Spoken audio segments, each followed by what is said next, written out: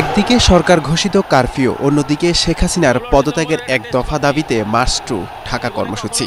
এমন এক পরিস্থিতিতে ২০২৪ সালের ৫ আগস্টের সকাল থেকেই একেবারে থমথমে অবস্থা ছিল বাংলাদেশের রাজধানী ঢাকায়।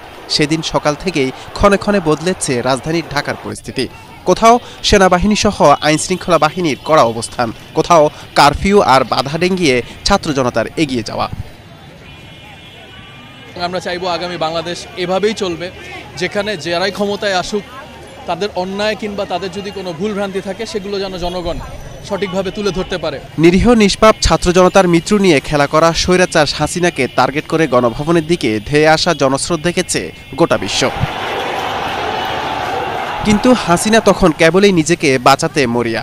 হেলিকপ্টার ভারতের আকাশসীমা পৌঁছার আগেই ছাত্র জনতার উচ্ছ্বাস ছড়িয়ে পড়ে গ্রাম বাংলার আকাশে বাতাসে।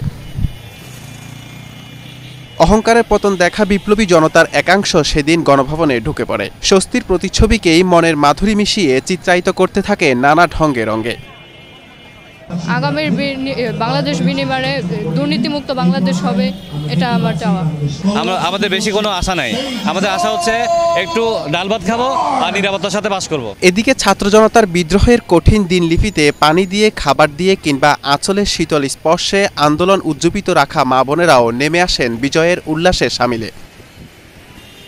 ওই গুম খুন হত্যা এগুলি চাই না, আমরা সবাই ভাই ভাই, সবাই শান্তি চাই।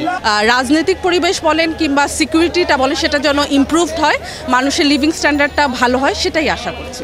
পালাই ছেড়ে পালাইছে স্লোগানে কম্পিত শহরে সবার দৃষ্টি ছিল জাতীয় সংসদ ও গণভবনের দিকে, যেখানে আবেগের ষোলকলা ছাপিয়ে যায় ছাত্র জনতার কালোজয়ী বিজয় উদযাপনে।